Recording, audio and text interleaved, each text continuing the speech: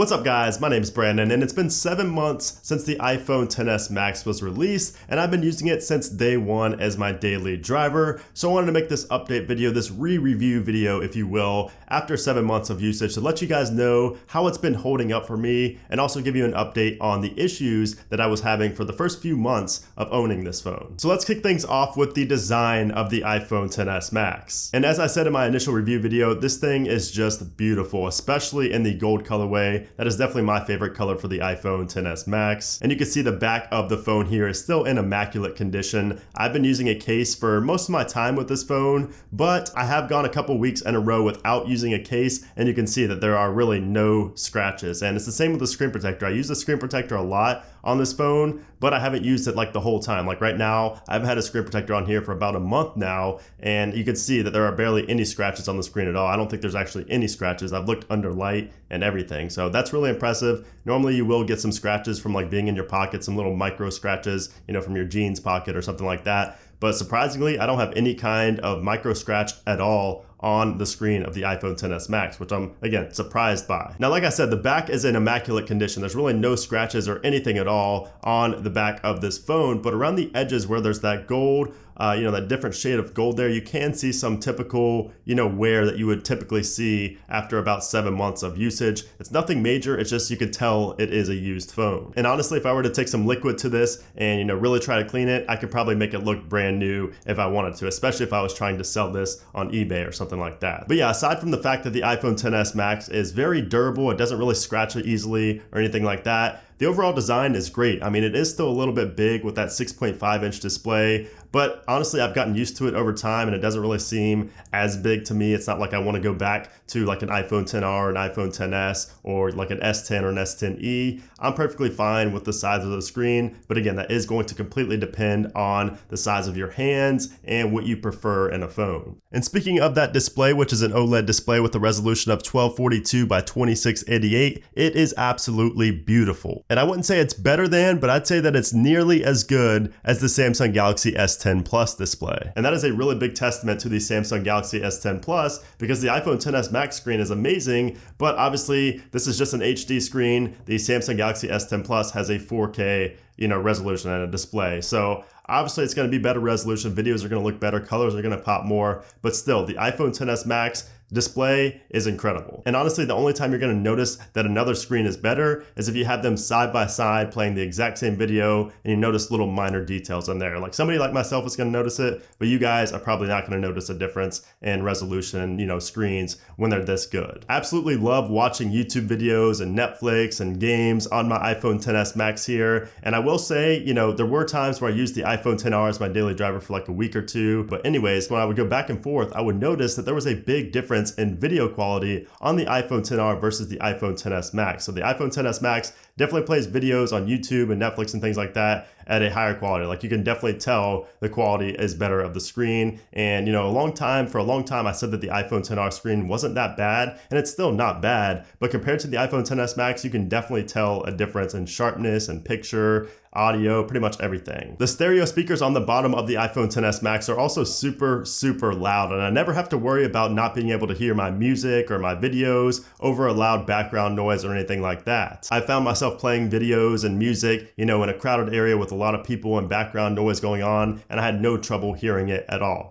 Granted, I did have to turn it up pretty much all the way, but still, I could hear it very clear. Now, the camera is still my favorite feature on the iPhone XS Max by far. This thing is just absolutely amazing. I take a lot of pictures and video with my smartphone, so camera is obviously a huge deal to me. And the overall picture and dynamic range of the camera on the iPhone XS Max, especially when it's paired with Apple's new Smart HDR feature, is just amazing. And in my opinion, it is the best on the market. Yes, I prefer it over the S10 Plus camera. And I know it's such an amazing camera when some of my pictures look like they were taken with a DSLR, especially when I use portrait mode with the adjustable bokeh. It really looks like I took it with like my DSLR camera that I'm shooting this video on right now. Now, pictures are great, but video is probably even better on this camera. I've recorded videos in low light, when it's, extremely bright outside, and even in regular conditions. And no matter what the condition, the camera always performs extremely well. And by the way, I do record all of my videos in 4K 30, but that's only because I do have 256 gigabytes of storage.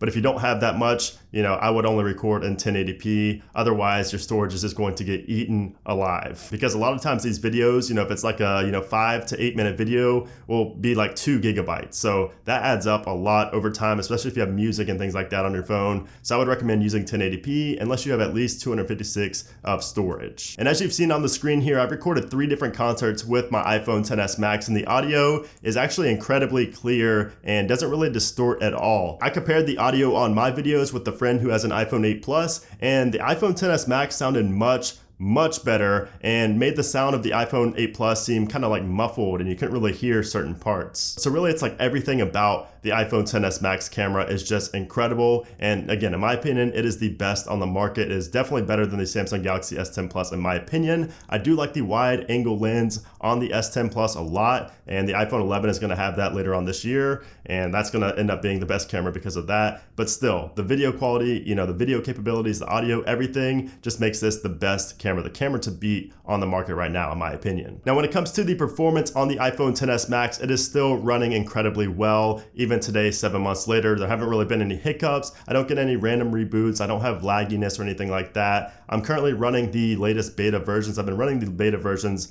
on my iPhone XS Max, my daily driver, for a while now. So I'm currently on iOS 12.3 beta 3. And of course I will be installing iOS 13 beta when that does come out here in a few months. So yeah, the performance is good, and all the other features that come along with it are great as well. Like handoff and the continuity features are just absolutely features I could never live without. I use the Samsung Galaxy S10 Plus for a while as my daily driver, and that was one of the biggest things I missed. Being able to continue what I was doing on my computer, on my phone, being able to airdrop files, from my MacBook or to my iMac to my iPhone or vice versa. If I wanted to take a picture on my iPhone and send it to my computer real quick, all I'd have to do is pull up AirDrop and boom, it's on my computer like that. Again, I couldn't do that with the Samsung phones, so I just love those features, and they're all still working really well here 7 months later. And speaking of things that are done the best, Face ID is still the best and most accurate way to unlock a phone in 2019. I use the S10, the various ways to unlock, there's multiple different ways to unlock the S10, but they were still slower and not as accurate as the iPhone XS Max and Face ID. And the only real gripe I have with Face ID is that sometimes I will have to lean my head over just to unlock it if it's laying down on a table, or if I'm at a weird angle, I kind of have to adjust my face and I look really weird doing it. I wish I had, more of a wider angle and was able to pick up your face like the iPad Pro does. But that's one of my little gripes. I also don't like how sometimes you have to put in your password a lot just to use Face ID. It doesn't really happen a lot. Sometimes it just happens, if you haven't put in your passcode for a while. And yes, unlocking your phone with Face ID is great, but what's even better about Face ID is using it to autofill your passwords in Safari and in applications like your banking applications and PayPal.